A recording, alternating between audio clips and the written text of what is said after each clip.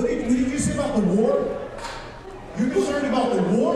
You're over in a country and men are dying so that you can act like you're there in a country that people are suffering for your people, and you're going to come over here and tell me about the war? My brothers and sisters are over there dying, trying to save your people. Your people are the pains of us, and you're going to tell me, shut up.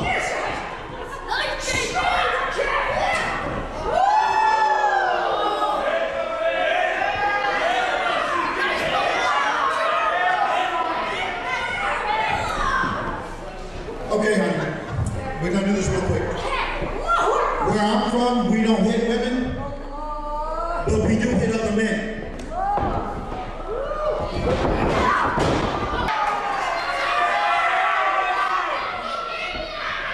So how I came to wrestling is a little sad. I had left my husband, and it was a bad marriage. It was a bad marriage. And I was alone. And my friend Mike, he came to stay with me and to take care of me.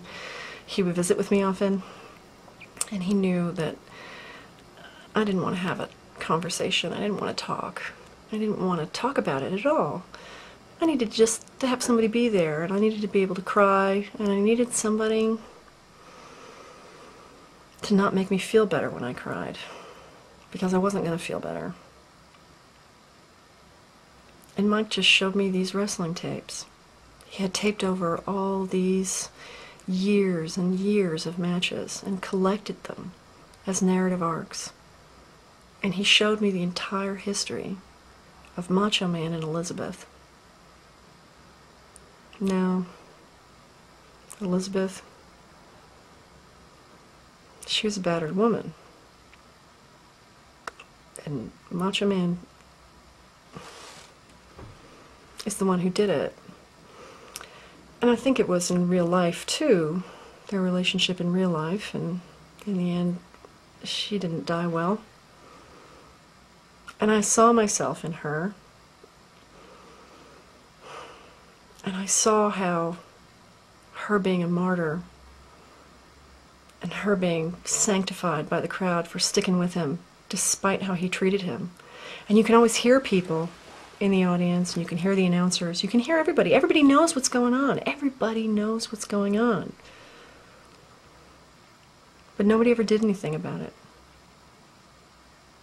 Macho Man was the hero. And they knew, and they felt awful for Elizabeth.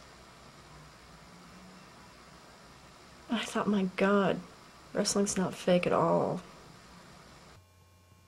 I blame Mike Knight. My marriage was all about secrecy. That included being open about being a Muslim. Now I was coming out in public as a Muslim and under a burqa, playing the role of Taqwacor's Rabia in Mike Knight's satiric performance piece, Taqwamania, The Brawl for It All. Mike did a Muslim gimmick, mixing Macho Man, that's him there with Elizabeth, with the Sheik, the Iron Sheik, Sabu, and elements of Shia martyrdom in his battle against Ibrahim Hooper of Caire. Ooh, whoops, I mean that Ibrahim Hooper of Caire. That's Hamza Youssef acting as a special referee. Me? That's me there in the burqa with a 2-foot-long rubber dildo wrapped in barbed wire. My role in the hardcore style match was to manage Mike, but then turn on him, beat him with the barbed wire dildo. He was some kind of Hussein for Islamic patriarchy. I made him bleed. And it felt good. Wrestling helped me to stand up in my Muslim community.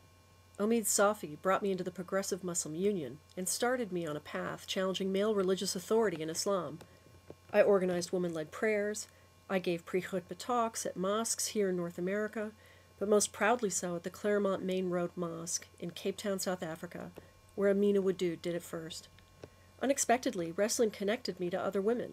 All the young women at a Muslim school outside of Durban were huge fans of the WWE. They talked about their goals, and I showed them a few pro wrestling secrets. I trained at Do or Die Wrestling School under J.P. Black. Bumping is hard. My body did not trust me to take care of it. Bumping is falling under your own control. Someone may throw you, but you jump into the throw. You direct your own flip, and you land on your back. I wrote on my wrestling blog, "Today is a bump test. I was at the local cafe, and my violent and insane ex-husband came in. He lives over 5 hours away. He shouldn't be here. He knows this is where I work off campus. I started shaking. I gathered my things and I went out the back.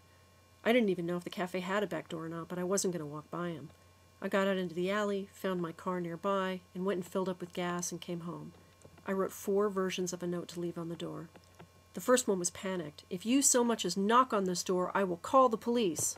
I finally got down to, if you need something from me or want to give me anything, please contact my lawyer. Address and phone number of lawyer. Very matter of fact. I could learn how to say that in person if I ran into him.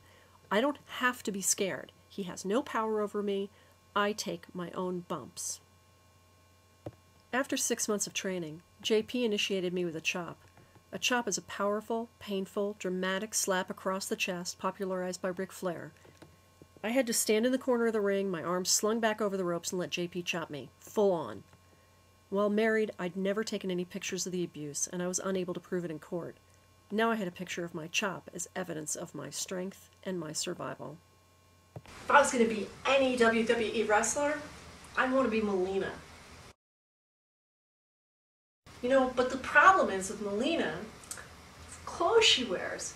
Now, I'm a Muslim, so I can't dress like that. I can't do that walk up to the stage and put her leg on and have her ass out the way she does.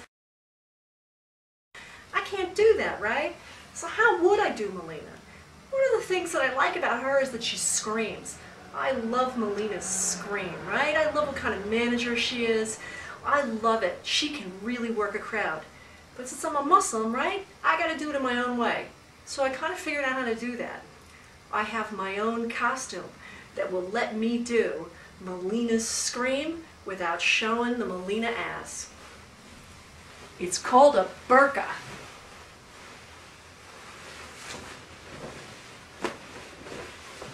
See, now I can stay true to my faith and be Melina. I can walk up and I can show my ass.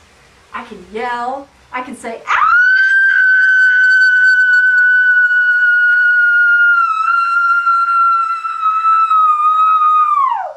In August of 2007, over 80,000 people were in Detroit's Ford Field. My buddies, Kathleen Self, Mike Knight, Drew Carrick, and I were there celebrating the Prophet's Mawlid at WrestleMania 23. It was the most perfect WrestleMania weekend in all eternity. It must have been for the Prophet's sake. I got to meet my beloved Sabu. I saw the Sheik inducted into the Hall of Fame. We had 14th row ringside seats. Now who but God could arrange that? I put on hijab to meet Sabu at a photo op event. I thought it would be a good way to make introductions faster. Hey, I'm wearing a scarf. Guess who I am? When I walked up to him, he bowed slightly and said, Assalamu alaikum. I decided to keep the hijab on. It seemed to be working as a gimmick. I shouldn't have been surprised. Fellow colleague and wrestling fan Amir Hussain noted that the hijab has always been a gimmick. I started feeling comfortable in it, though. I started feeling comfortable being a public Muslim. I took the scarf on and off with the kind of nonchalance with which I push my sleeves up or down. One guy complimented me on my attire as an awesome gimmick. I told him I really am a Muslim, and he grinned. It was like that all weekend. No, really, I'm a Muslim. Grins all around. Mike Knight reminded me that the best gimmicks are true. When I was married, I was overly conscious of what a good Muslima acted like and looked like. I had been overly conscious of my clothing, my voice, my actions. It wasn't a Riyadh thing. I was conscious in private, too. I only wanted to please God. In public, if I said something I shouldn't, a good finger jab in the ribs from the ex would shut my mouth and lower my head. Well-intentioned or not, some of my Muslim brothers and sisters feel the need to share their advice with me. Most recently, I've heard that I should not speak about my life so openly. I should realize how people are talking about me. I should have some shame about the violence I've endured. But I cannot manage other people's expectations anymore. Maybe that's my gimmick. And the best gimmicks are true. Walhamdulillah.